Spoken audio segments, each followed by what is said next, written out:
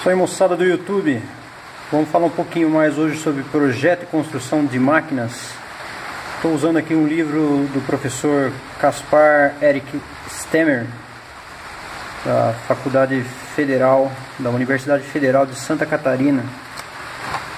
Estou abrindo aqui numa página onde mostra uma descrição sucinta de alguns mecanismos para você começar um projeto descrevendo alguns movimentos principais do equipamento que você vai projetar.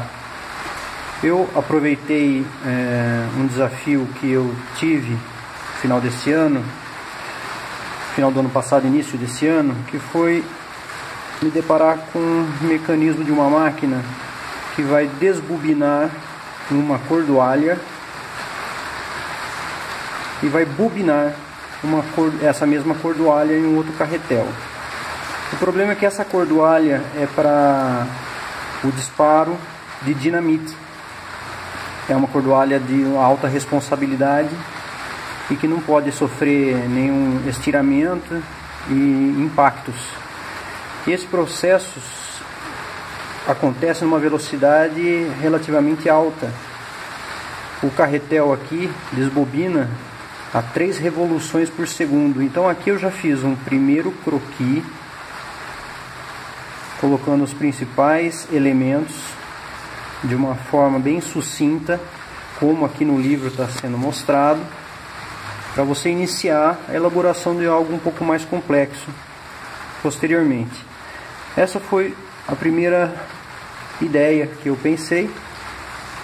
Levantei os prós e os contras, não gostei. Aqui, essa polia, ao momento em que o problema acontece aqui geralmente, que é o embaraçamento.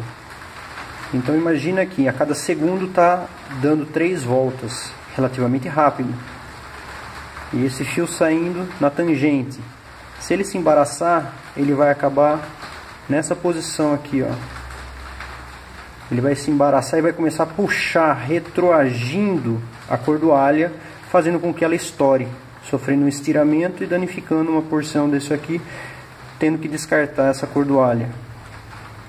Então a situação é essa: embaraçou aqui, eu tenho que ter um mecanismo que libere a tensão da cordoalha para prevenir ela de impactos, estiramentos e até mesmo de se romper.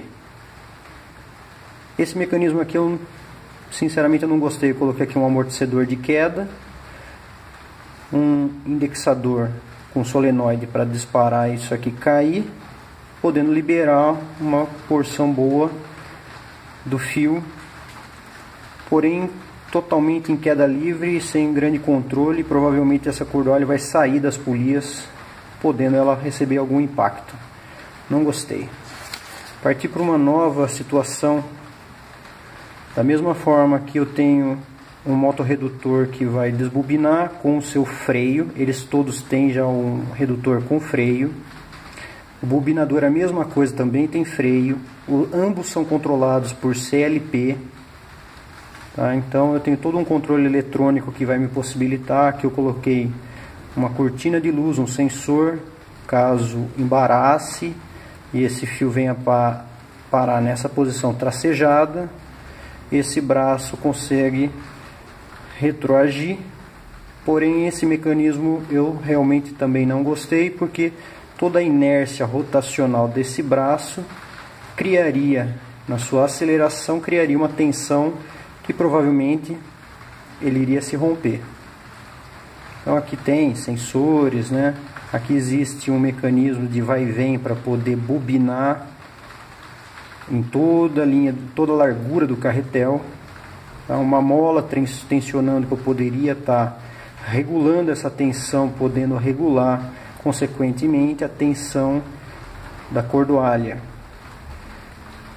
Partindo para um terceiro princípio, que foi o que eu vou sugerir para a empresa que está desenvolvendo esse equipamento, seria esse aqui: o desbobinador a 3 RPM por segundo, RPS, rotações por segundo, 3, com seu freio, cortina de luz, é um sensor elétrico que vai mostrar que a cordoalha veio para a posição errada, sinalizando ao CLP a frenagem deste motorredutor e a frenagem deste motorredutor. Tendo este braço o seu giro no centro, onde está localizado um encoder, o encoder vai controlar assim, através de uma tensão de mola que vai gerar um torque nesse braço. O encoder vai possibilitar a leitura da tensão exercida na cordoalha. E caso aconteça numa fração de segundo de ela embaraçar e retroagir, essa polia vai conseguir vir até aqui, liberando o cabo, e essa polia vai parar aqui. Também vai liberar cabo para que esse cabo seja não estoure, para que aqui a falha tenha como o cabo retroagir, dando tempo para toda a eletrônica e acionamentos mecânicos frear toda a máquina, para o operador poder desembaraçar o desbobinador, o carretel do desbobinador, e dar andamento ao processo sem ter criado a falha, o rompimento dessa cordoalha. Para isso eu bolei um dispositivo aqui para demonstrar fisicamente esse princípio, e é o que nós vamos mostrar agora.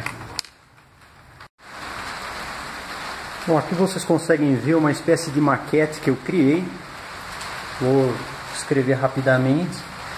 Essa bobina é como se fosse o desbobinador, quem vai fornecer e quem vai me gerar o problema. Quando ele embaraçar, em vez dele sair aqui nessa tangente, ele vai acabar enrolando e indo para baixo, e em uma fração de segundo ele vai retroagir o barbante algo em torno de uns 60 centímetros a 1 metro. Ele vai passar por uma polia, por outra polia, vai vir aqui, e aqui haverá o carretel enrolando. Eu só estou exemplificando para vocês verem qual é o mecanismo. É lógico que a máquina é muito mais complexa. Nesse braço, vocês podem observar que eu tenho um eixo central em que ele gira.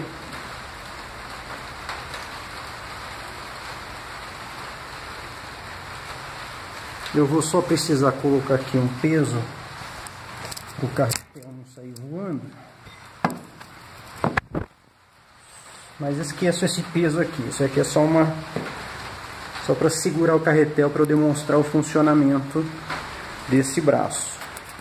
A este braço que tem uma polia aqui atrás, na verdade eu usei uma roda, tem um diâmetro dessa polia e um cordonê enrolado, e com ele um peso. Esse peso eu consigo calcular qual é a massa dele numa balança, consigo calcular a força.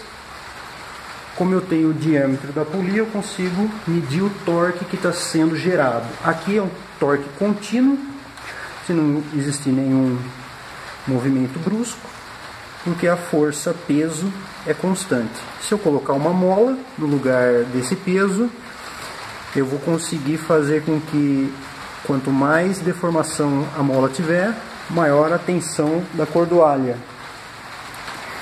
Então observem que a cordoalha está com uma certa tensão. Essa tensão é dada pelo peso. É um peso constante. Logo, por mais que eu puxe aqui para trás, no caso de uma falha, a tensão do cordonê, da cordoalha, continua a mesma.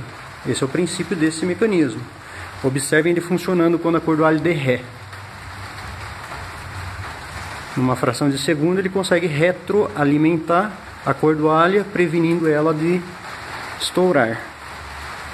Lembrando que esse carretel está girando a 3 revoluções por segundo, então é uma velocidade rápida. Esse barbante aqui, a cordoalha está vindo para cá, descendo, fazendo zigue-zague. Na máquina existem mais polias porque existem outras funções de detecção de nó e de bobinamento, onde aqui uma polia vai e vem fazendo um bobinamento homogêneo na bobina está sendo enrolado.